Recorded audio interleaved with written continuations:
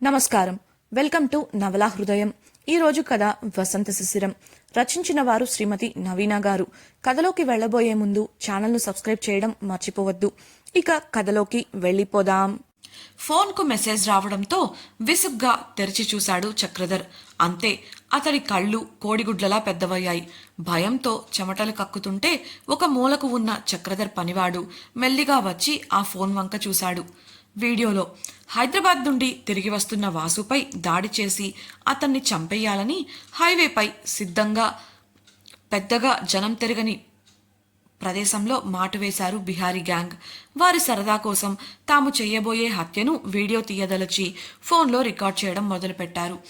వారు 100 మీటర్ల దూరం నుండే వసంత్ కారు కనపడటంతో అప్రమత్తమైన వారు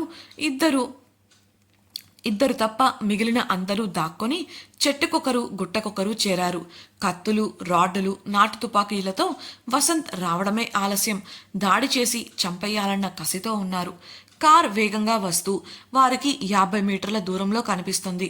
ఆ ఇద్దరు ముందుగా తెచ్చుకున్న ద్విచక్ర వాహనాన్ని రోడ్డుపై పడవేసి వారు కూడా ప్రమాదానికి గురైన వారిలా అక్కడే పడుకున్నారు. అలా పడిపోయారనే కాని ఊరకంట పరిసరాలను చాలా జాగ్రత్తగా గమనిస్తున్నారు. కార్ వెనుకే మరో కార్ కూడా రావడం గమనించారు వారు.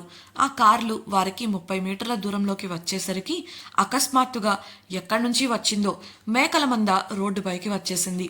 దాంతో వసంత్ కారు వేగం నెమ్మదించగా ఆ మేకల మధ్య నుండి బండిని పోనివ్వడానికి ప్రయత్నించాడు డ్రైవర్. అంతలోనే ఆ మంద మధ్యలో నుండి పైకి లేచిన ఒక ముసుగు వ్యక్తి వసంత్ కార్ వైపు తుపాకీ గురిపెట్టి కాల్చాడు. అప్పటికే అప్రమత్తమైన కారులో ఉన్నవారు క్రిందికి వంగడంతో వారికి బుల్లెట్లు తగలలేదు. బదులుగా కార్ అద్దాలన్నీ పగిలి ముక్కలు ముక్కలయ్యాయి. తుపాకీలోని బుల్లెట్లు అయిపోవడంతో కారును గమనించడం కోసం మెల్లిగా ముందుకు కదిలాడు ఆ ముసుగు వ్యక్తి. వెనుక వస్తున్న కారు నుండి కూడా మనుషులు దిగగా కొందరు తుపాకీలతో, ఇంకొందరు కత్తులతో వసంత్ కారును చుట్టుముట్టారు. చుట్టుపక్కల నుండి కూడా ఇంకొంతమంది వారితో చేరారు. వాళ్లను చూస్తే ఒక్కొక్కడు వస్తాదుల్లా ఉండి పోరాటాలలో ఆరితేరిన వారిలా ఉన్నారు. మొత్తంగా ఒక 20 మంది ఉంటారు. ముందుగా ఒక 10 మంది, వెనుకగా ఒక 10 మంది 2 వరుసలలో నిలబడి చూస్తున్నారు. కారులో క్రిందకు వంగిపోయి ఉన్న వసంత్ వారు రావడం గమనించి కారు సీట్ కింద నుండి 2 తుపాకులను చేతిలోకి తీసుకున్నాడు. ముందున్న కిషోర్, డ్రైవర్లు కూడా తుపాకులను బయటకు తీసి అప్రమత్తమయ్యారు. ముందు వరుసలోని 10 మంది దగ్గరకు వస్తుంటే కళ్లతోనో సైగల ద్వారా వారిని నిరాయుధులను చెయ్యమని చెప్పాడు వసంత్. అతడి ఆజ్ఞానుసారం వచ్చిన వారి చేతులను లక్ష్యంగా పెట్టుకొని కాల్చారు అంతా. వారి వంతు అవ్వడమే పైకి లేచి వెనుక వరుసలో ఉన్న వారిని కూడా నిరాయుధులను చేశారు. క్షణకాలంలో వచ్చిన వారు ఏం జరుగుతుందో తెలియక అయోమయంగా చూస్తుంటే కిందికి దిగిన కిషోర్, డ్రైవర్ తుపాకీలను వారికి అందకుండా దోచేసి దాచేయగా వసంత్ స్టైల్గా షర్ట్ చేతులు వెనక్కి మడిచి నిలబడ్డాడు. మీరు కార్లో కూర్చోండి అని చెప్పిన వసంత్ గంభీరమైన స్వరానికి మౌనంగా కారులో కూర్చున్నారు ఇద్దరు.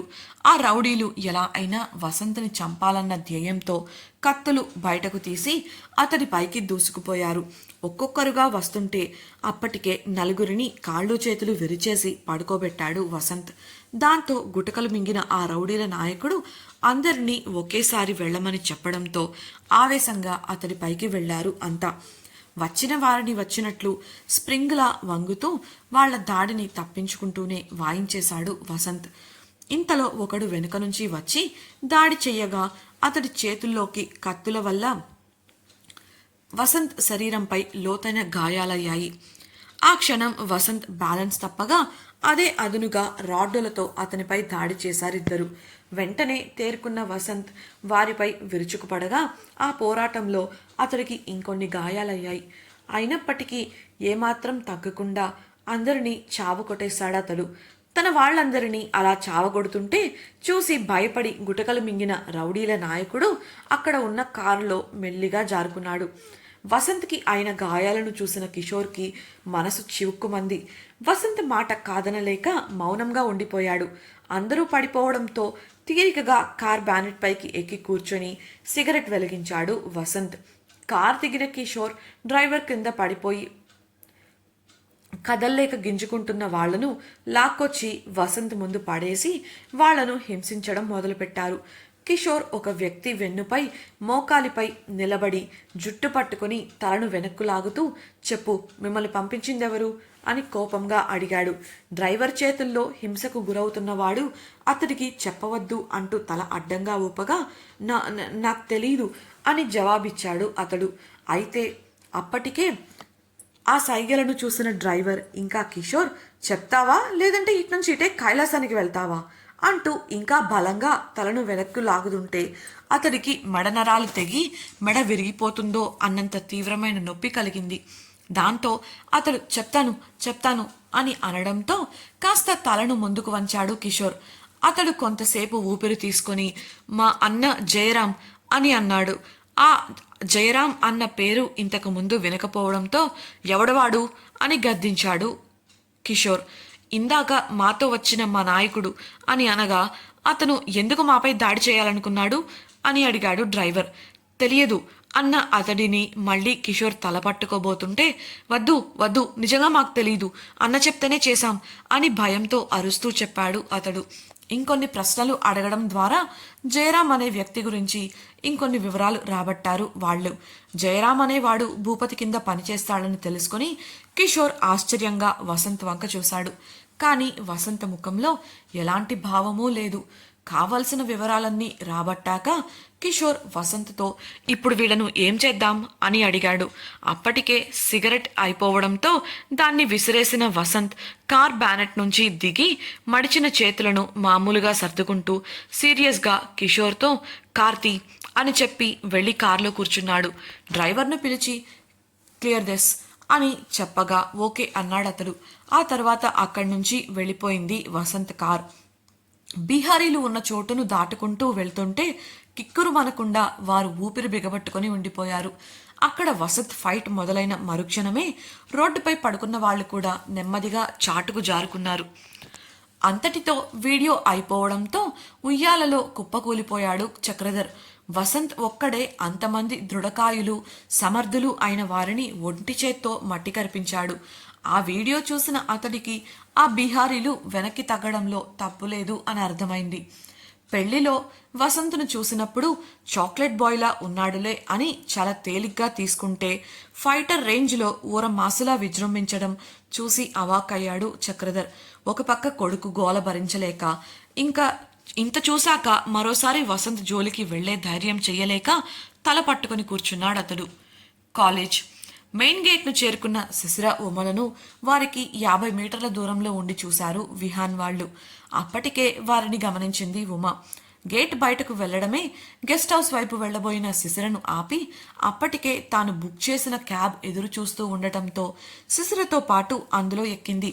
ఎక్కడికే అని శిశిర అడుగుతున్నా పట్టించుకోకుండా, త్వరగా పోనివ్వండన్నా అంటూ డ్రైవర్కి చెప్పడంతో కార్ స్టార్ట్ చేసి రోడ్డెక్కించాడు అతడు. సరిగ్గా అదే సమయంలో ఉషా, విహాన్ మరియు ఇతరులు అక్కడికి చేరుకోగా క్షణాల వ్యవధిలోనే వారికి అందకుండా వెళ్ళిపోయింది కార్ నుండి అద్దం ద్వారా వెనక్కి చూసిన ఉమ వాళ్ళంతా అక్కడే రొప్పుతూ ఆగిపోవడం చూసి, అమ్మయ్యా అంటూ ప్రశాంతంగా సీట్లో వెనక్కి వాలింది.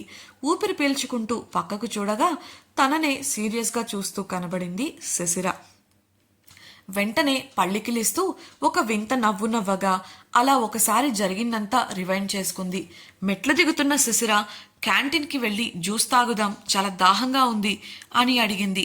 అప్పటికే కంగారులో ఉన్న ఉమ, ఇంటికి వెళ్ళి తాగుదాం శిశిర, ఫ్రూట్స్ తాజాగా ఉదయమే కొని తీసుకొచ్చాను అంది. అలా మళ్ళీ ప్రస్తుతానికి వచ్చిన ఆమె, జ్యూస్ మాత్రమే కాదు శిశిర, నీకు నేను ట్రీట్ ఇవ్వాలనుకుంటున్నాను. సర్ప్రైజ్గా ఇద్దామనుకుంటే నువ్వు ఇలా సీరియస్ అవుతున్నావు, ప్లీజ్ అంటూ శిశిర గడ్డం పట్టుకుంది. ఆమె చేతిని విసురుగా నెట్టేసి సీట్లో సరిగా సర్దుకుని కూర్చుంటూ, చెప్పు, ఇంకా ఎన్ని అబద్ధాలు చెప్తావో నేను చూస్తాను అంది శిశిర. దొరికిపోయాన్రా దేవుడా అనుకుంటూ శిశిరను బుజ్జగించడం మొదలుపెట్టింది ఉమ. కాసేపటికి కార్ ఒక మంచి హోటల్ ముందు ఆగింది. అప్పటికి కూడా శిశిర ఇంకా కోపంగానే ఉంది. అయినప్పటికీ కార్ దిగింది. అందుకు సంతోషపడిన ఉమ కార్ వాడికి డబ్బులిచ్చి పంపించేసింది. కావాలనే ఉమ దయచేయండి మహారాణి అంటూ నాటకీయంగా హోటల్లోకి దారి చూపగా శిశిర లోపలే నవ్వుకుంటూ లోపలికి వెళ్ళింది. ఉమ మేనేజర్తో మాట్లాడగా అతడు వారికి టేబుల్ చూపించి వెళ్ళిపోయాడు. బేరర్ వచ్చి ఆర్డర్ కోసం చూస్తుంటే మౌనంగా కూర్చుంది శిశిర. ఇక నా వల్ల కాదు బాబు, ఏం చేస్తే ఈ కోపం తగ్గిపోతుందో చెప్పు అంది ఉమ దండం పెడుతూ. నేను ఫుడ్ ఆర్డర్ చేయాలంటే నువ్వు నిజం చెప్పాలి అంది శిశిర బెట్టు చేస్తూ సీరియస్గా. సరే చెబుతాను, ముందు ఫుడ్ ఆర్డర్ ఇవ్వు అన్న ఉమతో. నేను నమ్మను అంటూ పక్కచూపులు చూసింది శిశిర. నా మీద ఆ మాత్రం కూడా నమ్మకం లేదా? చెబుతాను ఒట్టు అంది ఉమ. దాంతో నవ్వుతూ మెనూ తెరిచి తనకు కావలసినవి ఆర్డర్ చేసింది శిశిర. ఉమ కూడా తనకు కావలసినవి ఆర్డర్ పెట్టేసి నీళ్లు తాగుతుంటే ఆసక్తిగా చూసింది శిశిర. చెప్పక తప్పదు కాబట్టి ఉష తనతో అన్న మాటలు, తను ఊహించుకున్నది, చేసినది అన్నీ చెప్పేసింది ఉమ. అసలే నువ్వు సెన్సిటివ్, ఎక్కడ దాన్ని నాటకాలు నమ్మేస్తావో అని నా భయం, అందుకే నిన్ను వాళ్ళ కంట పడకుండా చేయాలనుకున్నాను అని ఉమ చెప్పగా, అలా ఎంతకాలమని చేస్తావు? రేపో మాపో ఎదురుపడక తప్పదు కదా, డోంట్ వరీ, చూసుకుందాం అంది శిశిర భరోసాగా. ఇంతలో ఫుడ్ రావడంతో వాసు గురించి మిగతా విషయాల గురించి మాట్లాడుకుంటూ ఫుడ్ పంచుకొని మరీ సుష్టుగా తింటున్నారు ఇద్దరు. అలా తింటుండగా శిశిర డ్రెస్పై కూర పడటంతో శుభ్రం చేసుకోవడానికి రెస్ట్ రూమ్కి వెళ్ళింది.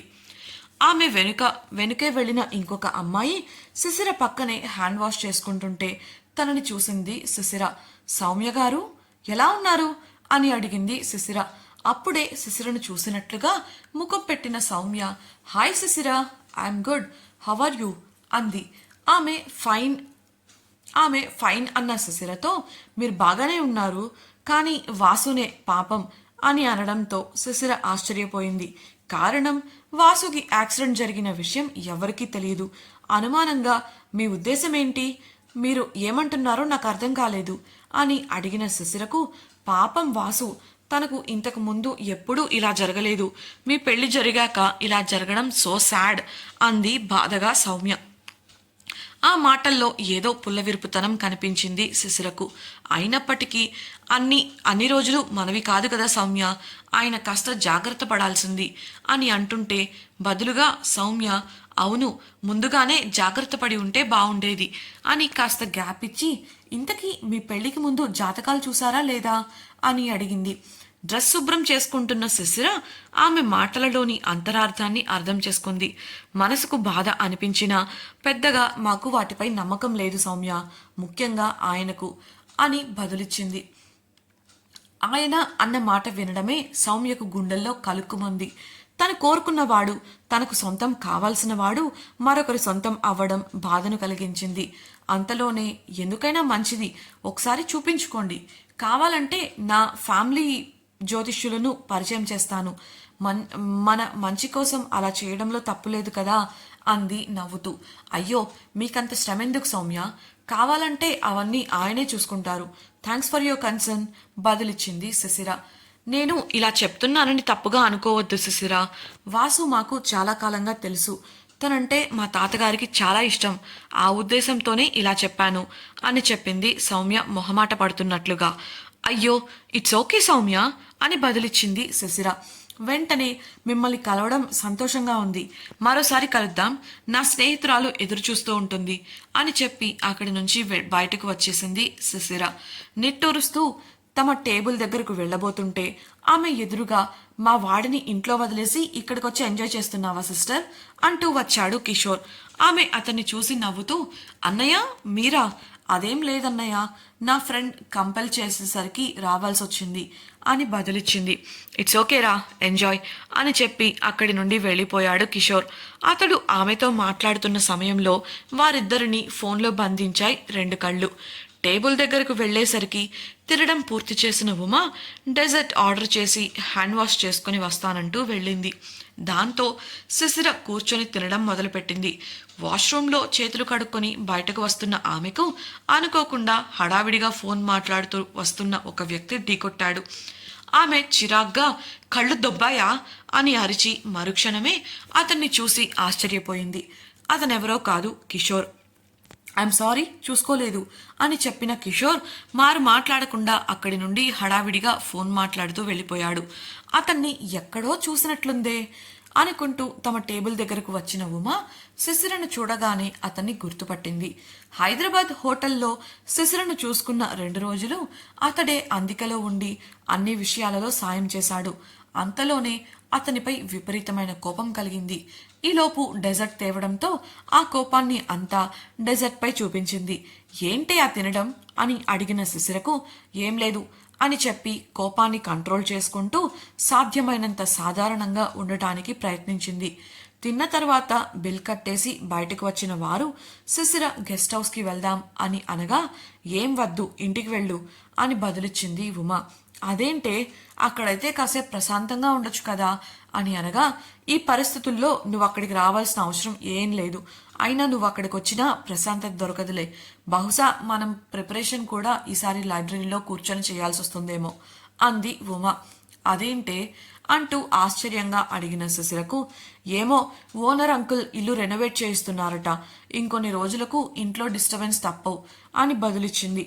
ప్రయత్నిద్దాం, మరీ అంత ఇబ్బందిగా ఉంటే లైబ్రరీకే వెళ్దాం అని చెప్పేసింది శిశిర. సరే ఇక నువ్వు వెళ్ళు, లేదంటే వాసు గారికి ఇబ్బంది అవుతుంది. ఎంత పని మనుషులున్నా మన మనుషులు అనేవారు ఉండాలి కదా, అందులోనూ అమ్మ కూడా ఉంది అంటున్నావు అంది ఉమ. అప్పుడే మొన్న తల్లి వాసుకి స్నాక్స్ పెట్టిన విషయం గుర్తొచ్చి తల పట్టుకున్న శిశిర నిజమేనే వస్తాను అంటూ క్యాబ్లో బయలుదేరింది. దాంతో ఉమ కూడా క్యాబ్ బుక్ చేసుకుని నేరుగా గెస్ట్ హౌస్కి వెళ్ళిపోయింది. క్యాబ్ ఎక్కుతున్న ఆమెను పరధ్యానంగా చూసిన 2 కళ్ళు చూస్తూనే ఉన్నాయి. 2 గంటల తర్వాత గేట్ బయట క్యాబ్ దిగిన శిశిర కంగారుగా ఇంట్లోకి వచ్చింది. తనకు ఎదురుగా కనిపించిన దృశ్యానికి ఆశ్చర్యపోతూ అలాగే నిలబడిపోయింది. వైజాగ్ హార్బర్లో ఉన్న కంటైనర్ల మధ్య భూపతితో పాటు కూర్చొని అతని సహచరుల మధ్యలో మందు కొడుతూ లెగ్ పీసులు తింటూ దర్జాగా కూర్చున్నాడు జయరాం. హార్బర్లో భూపతి పేరు చెప్తేనే అందరికీ హడల్. భూపతి ఆజ్ఞ లేనిదే చీమ కూడా కదలదు. ఆ ధీమాతోనే ప్రశాంతంగా ఉన్నాడు జయరాం. అతడి ప్రశాంతత తుఫాను ముందొచ్చే హెచ్చరిక కానుందా? భూపతి సంరక్షణలో ఉన్న జయరాంపై వసంత్ పగ తీర్చుకోగలడా? జయరాం వసంత్పై దాడి చేయడానికి కారణాలేంటి? ఈ దెబ్బతో చక్రధర్ గిరిధర్ శిశిరను మర్చిపోతారా? ఉషా విహాన్ల తర్వాత ప్రణాళిక ఏంటి? శిశిర వారి వలలో చిక్కుకోనుందా? సౌమ్య మాటల్లోని అంతరార్థం ఏంటి? తెలుసుకోవాలనుకుంటున్నారా? అయితే ఛానల్ను సబ్స్క్రైబ్ చేసి రాబోయే ఎపిసోడ్స్ని వినేయండి. మీకు ఈ వీడియో నచ్చినట్లయితే లైక్ చేసి మీ ఫ్రెండ్స్తో షేర్ చేసుకోండి. మీ అభిప్రాయాలను మాతో పంచుకోవడం కోసం కామెంట్ సెక్షన్లో తెలియజేయగలరు. ఇట్లు మీ నవలా హృదయం team. Thank you for listening.